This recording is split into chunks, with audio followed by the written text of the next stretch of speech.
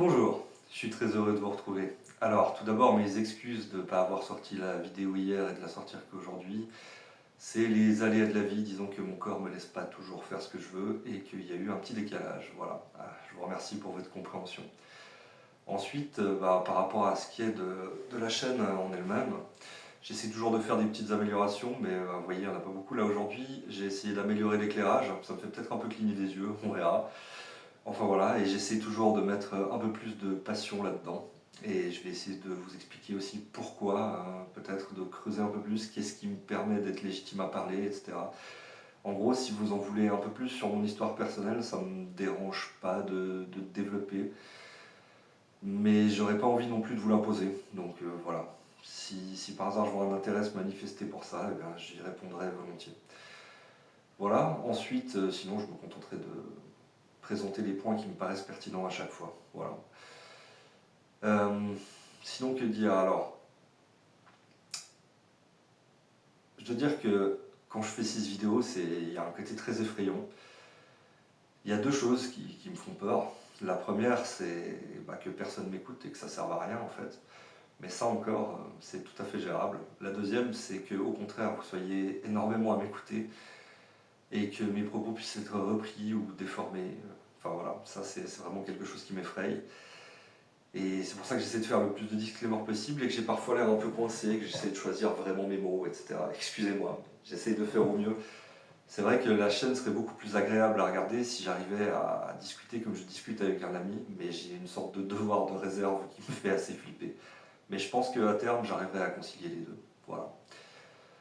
Donc pour ce qui est du sujet du jour, on va parler de nouveau un petit peu de politique et de division et de clivage, parce que j'ai l'impression qu'il y a beaucoup d'huile sur le feu et que le diviser pour mieux régner n'est jamais plus prolifique qu'aujourd'hui. Je m'explique, moi j'habite en Suisse, là, et ces temps, on a une initiative, pas de Suisse à plus de 10 millions, et en fait, sans partir sur les détails de l'initiative, de dire si je suis pour ou contre, moi ce qui m'effraie particulièrement, c'est que, en fait, dans tous les articles que je lis dans les journaux, que ce soit des articles de cuisine, de sport, de loisirs ou de choses comme ça, dans les commentaires, ça parle que de ça. Et ça a l'air de créer une obsession et un clivage absolument énorme. Et en fait, qu'on soit pour ou contre, moi, j'ai qu'une seule certitude, c'est que ça passe ou pas, c'est pas ça qui va changer fondamentalement la société et qui pourrait l'aider. Parce que on ne résout pas tous les problèmes sociaux avec une seule loi. C'est impossible. On le peut avec une politique, avec du temps, avec de la bienveillance. Je pense que c'est nécessaire, mais ça manque un peu. Mais bref, c'est pas les coups de baguette magique, ça n'existe pas en fait, quoi. Et pourtant, qu'est-ce qu'on nous en promet, hein? On peut le voir dans la vidéo sur le maraboutage politique.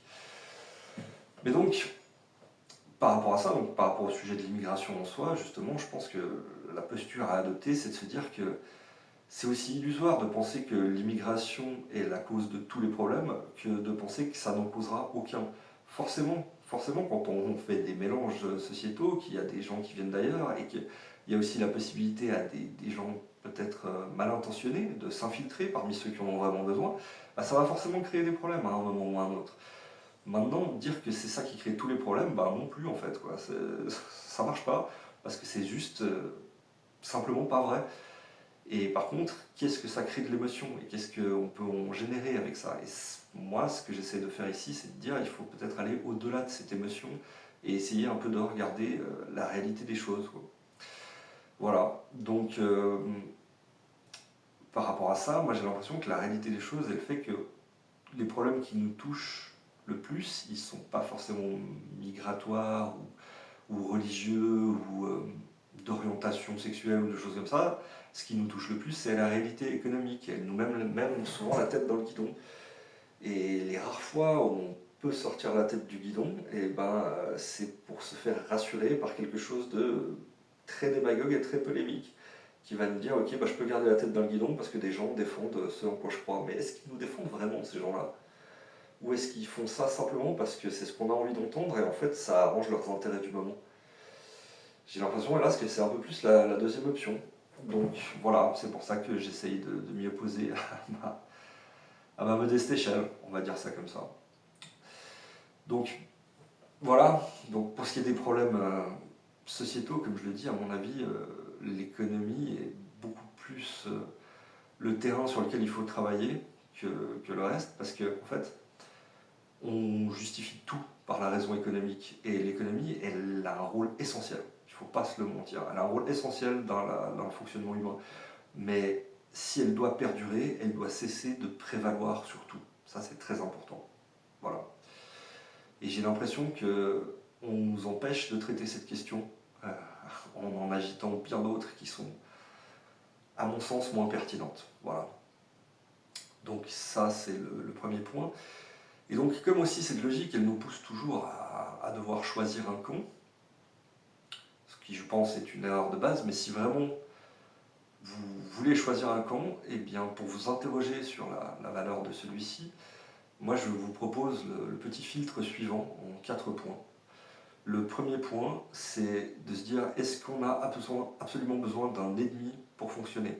Est-ce que tout le discours tient sur le fait que c'est la faute à X ou Y? Voilà, ça, pour moi, c'est déjà un problème.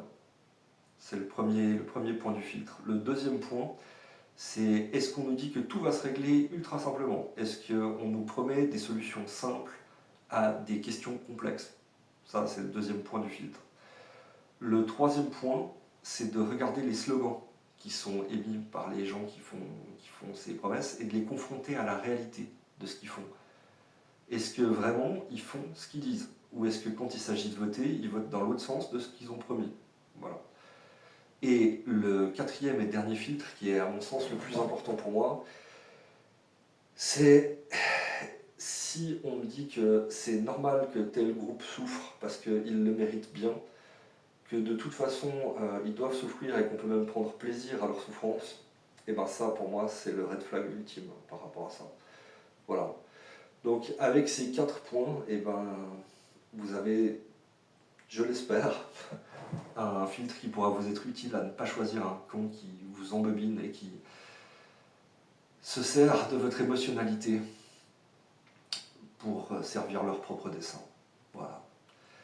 Parce que j'ai l'impression que ça arrive beaucoup. Et pour en revenir au début de la vidéo, ça aussi, ça m'effraie. Donc encore une fois, j'essaie de faire quelque chose à pas modeste échelle. J'espère avoir pu mettre un peu plus de passion dans la vidéo d'aujourd'hui. J'essaye plus de discuter comme je discuterais avec un ami, justement, mais c'est encore difficile. Surtout que la caméra n'a pas vraiment des réactions humaines.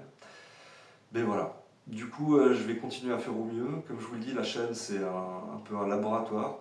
Je pense qu'au bout d'une année, on aura quelque chose de plus propre, avec vraiment l'éclairage, le montage, des petites blagues, des choses comme ça. Voilà, pour l'instant, je m'y essaye et je fais au mieux. J'espère que ça vous aura plu. Et je vous souhaite un très bon mois en vous disant au mois prochain, avec bienveillance.